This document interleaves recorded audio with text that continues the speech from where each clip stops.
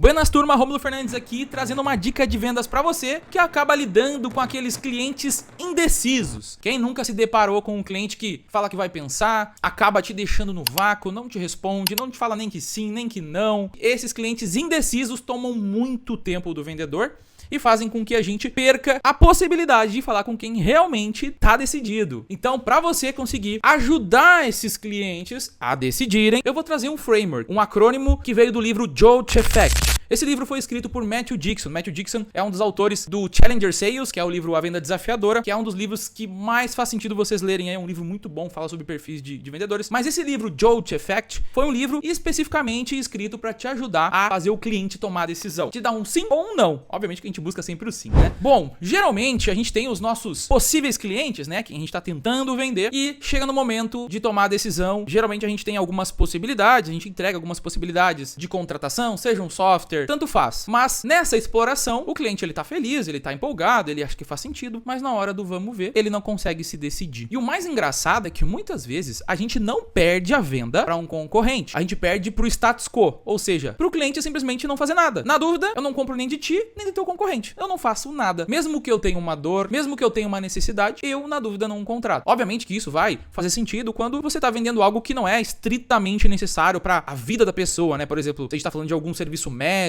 a pessoa ela vai ter que tomar uma decisão rápida. Agora, se é algo que vai gerar mais valor para ela, né? De repente alguma coisa que vai fazer ela vender mais, ou alguma coisa que vai resolver algum detalhe específico, alguma dor que ela existe, mas ela não é crucial e latente, ela não me incapacita de trabalhar, ela não me trava na operação. E aí o cliente ele fica na dúvida e ele pensa, se eu tomar uma decisão errada, eu posso piorar a situação. E aí ele fica criando isso na mente dele, ele acaba freando, congelando, estagnando e você fica ali na esperança, porque muitas vezes as pessoas não gostam de reconhecer que são indecisas. Elas dão desculpas, elas falam, olha, a gente despriorizou aqui, a gente vai deixar isso pro ano que vem, né? De final de ano, geralmente isso é o que acontece. A gente ouve essas desculpas. Ou até mesmo ele vai te ignorar, vai jogar uma bomba de fumaça, vai sumir, não vai mais falar contigo porque ele tá na dúvida. Ao invés de ele falar contigo pra você sanar as dúvidas, pra você ajudar ele, ele acaba simplesmente ignorando você, ignorando até mesmo o teu concorrente, seguindo a vida dele. Mas com essa técnica você vai conseguir não deixar ele chegar nesse ponto, né? Se já chegou nesse ponto, fica difícil você pegar a atenção dele para conseguir conduzir para uma tomada de decisão. Então, quando você tá chegando no final de uma negociação e você tem a atenção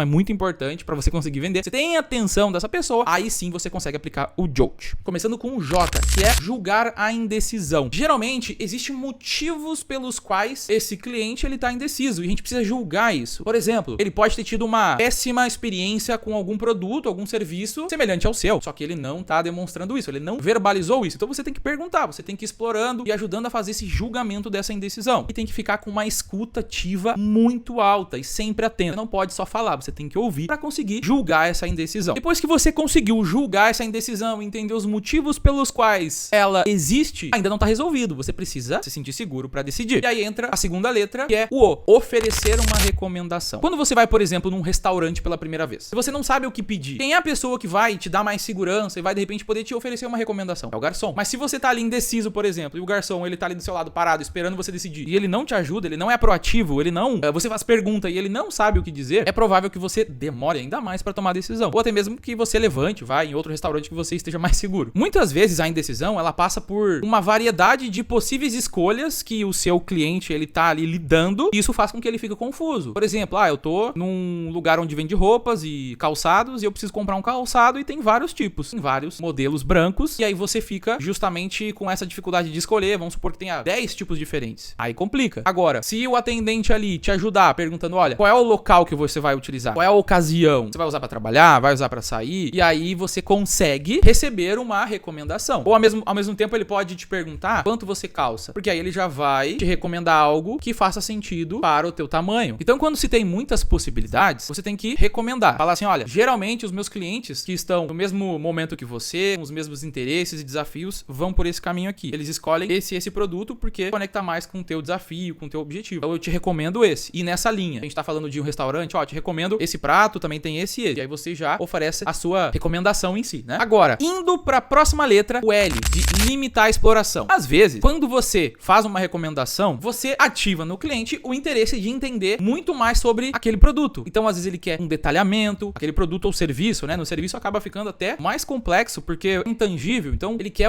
mais uma reunião sobre o assunto, ele quer uma planilha detalhada, ele quer materiais para estudar, ele vai fuçar no seu site e vai na aba soluções e vai começar a clicar em tudo referente a soluções. Então ele acaba se perdendo e explorando demais. Não são todos os clientes que têm esse perfil, mas os que têm acabam se perdendo, acabam ficando confusos. Então o que você precisa fazer é limitar essa exploração, ajudar ele a cada vez mais e colocando o foco em uma coisa só. Usando a analogia do restaurante, é como se você tivesse recomendado de repente um prato com um nome super diferente, sei lá, um prato italiano para alguém que nunca comeu esse prato, e aí simplesmente existe um preparo diferente que essa pessoa não conhece. Aí você começa a dar detalhes e quanto mais detalhes você dá, às vezes ele vai ficando um pouco mais indeciso, porque eu não gosto desse ingrediente, ele é apimentado. Detalhamento demais vai deixando a pessoa confusa, sendo que você tem que se colocar como especialista. Limitação de exploração, ela vem com a transmissão de confiança. Então ao invés de você ter que detalhar tudo nas minúcias, você tem que dizer, olha, é um produto que vai te entregar isso, pode confiar. Os meus clientes, a gente tem vários cases que já utilizaram esse produto. Você deve ser visto como um especialista. A mesma analogia com o restaurante. O garçom deve ser visto como um especialista. Ele deve transmitir confiança. Se o garçom responder coisas que vão transmitir ali uma certa incerteza, ou dizer,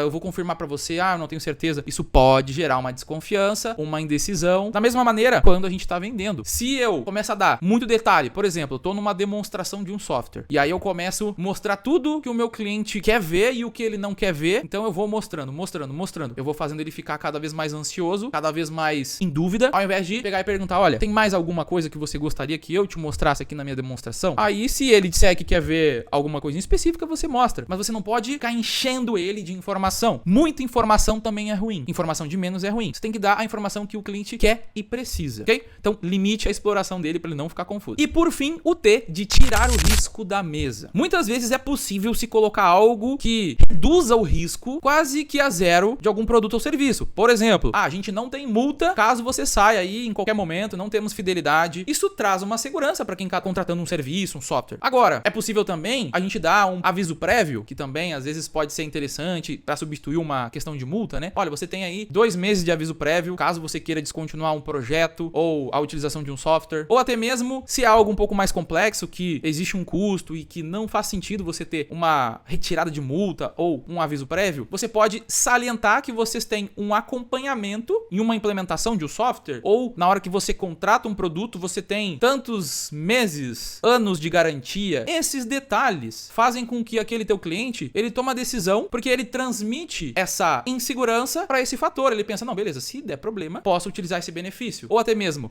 eu contrato esse serviço e eu tenho uma equipe que vai me acompanhar, então não vai depender só de mim. Eu vou ter pessoas me ajudando, então vai reduzir o meu risco. Às vezes a gente não consegue tirar totalmente o risco, mas reduzir esse risco. Então a gente precisa salientar. Se você não retirar 100% o risco da mesa, devolvendo o dinheiro de alguma maneira, você precisa pelo menos salientar o que reduz com que esse projeto, esse produto não entregue o que você vendeu. Tem que salientar muito isso no final da negociação, porque isso vai dar mais segurança pro teu possível cliente, futuro cliente, contrate ou compre de você. Então é isso, pessoal. Esse foi o Jolt para você aí fazer o seu cliente tomar a decisão, sair de cima do muro, te dar um sim ou um não. Também é muito importante a gente saber vai comprar ou não vai. Então esse foi a dica Jolt Effect. Se você quiser se aprofundar um pouco mais, compra o livro. Se você acha que tem alguém que possa se beneficiar de um conteúdo como esse, você pode encaminhar esse vídeo para essa pessoa. Um abraço e a gente se vê na próxima.